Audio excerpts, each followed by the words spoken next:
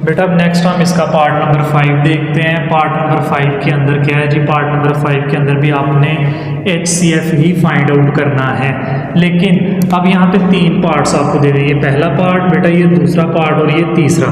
ठीक है, आपने तीनों की फैक्टराइजेशन करनी है। फैक्टराइजेशन करने के बाद आपने HCF फाइंड आउट करना है। ठीक है, तो पहले सबसे मैं बेटा ये पहले नंबर की फैक्टराइजेशन करता हूँ। Factorisation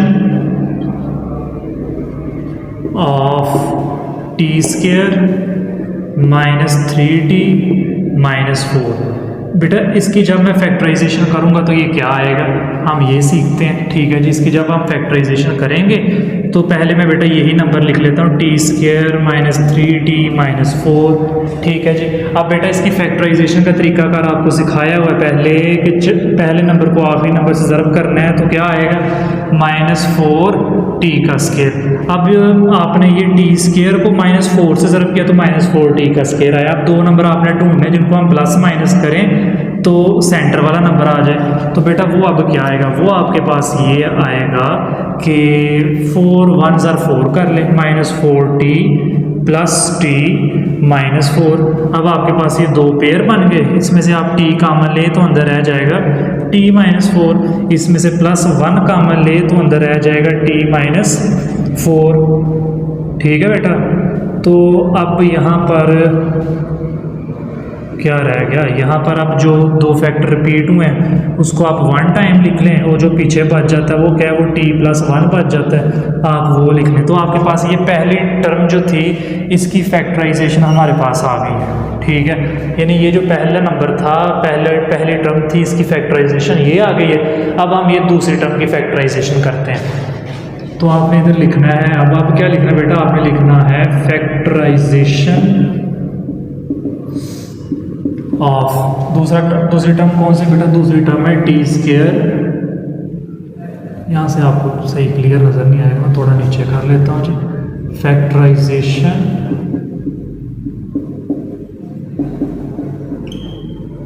of T square plus 5t plus 4। बेटा इसकी हम फैक्टराइजेशन करते हैं तो इसका भी वही तरीकाकार है, पहले नंबर को आखिरी नंबर के साथ ज़रब करें तो 4t स्क्वायर आता है। तो मैं क्या करता हूँ बेटा, इसकी फैक्टराइजेशन इस तरह से करता हूँ, 4 एक बार 4 कर लेता हूँ, लेकिन दोनों के दरमियान प्लस रखता हूँ, फैक्टर्स के दरमियान, मतलब कि 4 1 ज़र 4। ठीक है बेटा, अब ये पेयर बन गया। पहले पेयर में से t कॉमन आए तो अंदर रह जाता है t प्लस 4, इसमें से 1 कॉमन आए तो अंदर रह जाता है t प्लस 4। अब बेटा आपने जो फैक्टर रिपीट हो रहा है उसको 1 टाइम लिखना है, t प्लस 4, और जो पीछे बच जाता है वो क्या बच गया बेटा, t प्लस 1 बच गया, आपने वो लिख देना है। देखिए आपके पास 2 फैक्टर्स की फैक्टराइजेशन आ गई। अब तीसरा फैक्टर ये रह गया टी स्क्वायर माइनस 1, तो अब आपने लिखनी है यहाँ पे factorisation of T square minus 1 is equal to, बेटा आपको ये तरीकाकार भी सिखाया था मैंने, पिछले सवाल में हमने भी किया कि A square minus B square का फार्मूला क्या था, a plus B into A minus B.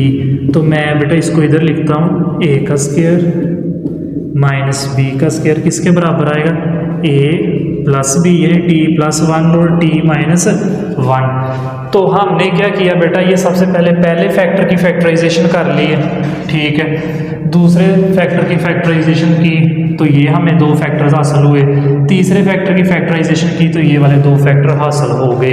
अब हमने फाइंड आउट करना है अपने सवाल के मुताबिक HCF। तो HCF क्या होता है जी, प्रोडक्ट ऑफ कॉमन फैक्टर। तो कॉमन फैक्टर अगर आप पहले फैक्टर का आंसर देखें तो वो क्या था बेटा, वो ये आया था, जो मैंने सर्कल किया ये आया था ना। दूसरे फैक्टर का आंसर बेटा ये आपके पास ये आया था, तीसरे फैक्टर का आंसर ये आया था। तीनों में से देखो जो तीनों में चीज़ मौजूद है वो कॉमन आएगी। देखो t प्लस 1 इधर भी है, इधर भी है और इधर भी है, इसलिए HCF क्या आएगा, HCF आएगा बेटा t प्लस 1 आएगा। तो मैं इसका क्वेश्चन रेज कर देता हूँ यहाँ से, और बेटा इसका आंसर यहाँ पे लिख देता हूँ। आंसर क्या आएगा जी, HCF is equal to product of common factors.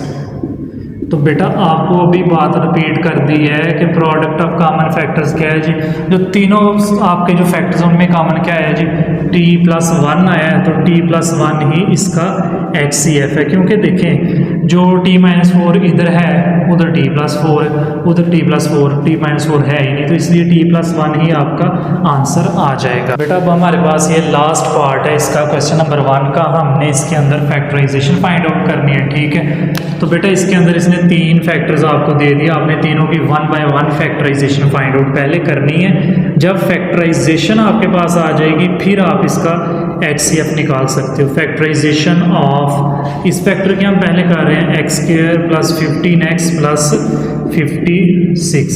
बेटा अब आपने क्या करना है, आपने ये करना है, सबसे पहले एक बार अपना क्वेश्चन लिख लिया, x² + 15x + 56। बेटा आपने दो फैक्टर्स को ऐसे ढूंढने हैं जिनको हम प्लस माइनस करें तो 15 आए और मल्टीप्लाई करें तो क्या आए 56 आए। तो मैं डायरेक्ट करता हूँ बेटा, 8 7 ज़र कर लेते हैं, ठीक है।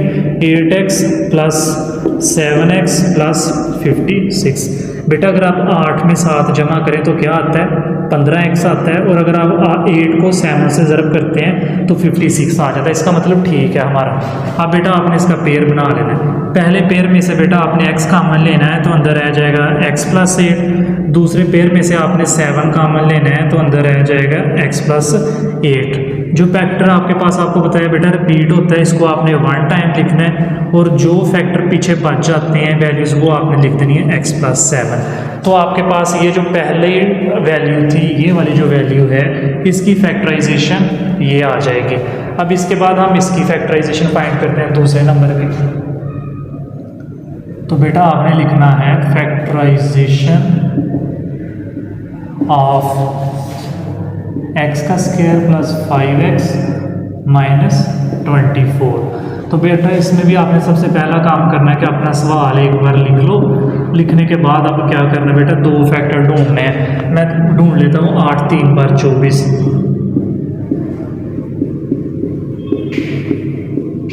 बेटा आप 8 में से 3 निकालेंगे तो प्लस का 5x आ जाएगा, और 8 को 3 के साथ ज़रूर करेंगे तो 24 आ जाएगा। अब आपने इसका पेयर बना लेना है। पहले पेयर में से आपने x कॉमन लेना है तो अंदर रह जाएगा x + 8। दूसरे पेयर में से 3 कॉमन लेना है तो अंदर रह जाएगा x + 8। जो फैक्टर रिपीट हो रहा है उसको आपने 1 टाइम लिखना है, ठीक है, और जो पीछे बच जाएगा आपने उसको लिख देना है। इतना काम हो गया। अब तीसरा फैक्टर ये रह गया, इसकी भी हम फैक्टराइजेशन करते हैं। तो इसकी फैक्टराइजेशन आएगी, फैक्टराइजेशन ऑफ कौन सा फैक्टर है जी, x² + 8x। तो इसकी फैक्टराइजेशन क्या आएगी बेटा, x² + 8x। दोनों में से कॉमन आएगा x, तो अंदर रह जाएगा बेटा x + 8। तो ये देखिए आपने पहले फैक्टर की फैक्टराइजेशन की तो ये आंसर आया, दूसरे फैक्टर की फैक्टराइजेशन करके ये आंसर आया, और तीसरे फैक्टर की फैक्टराइजेशन करके ये आंसर आया। अब तीनों फैक्टर्स में एक चीज़ कॉमन, x + 8 इधर भी है बेटा, x + 8 इधर भी है और x + 8 इधर भी है। इसका मतलब आपका आंसर क्या आएगा, मैं वो लिख देता हूँ। आप HCF = product of common factors. तो product of common factors HCF में क्या आ गया बेटा, x + 8 आपका आंसर आ जाएगा।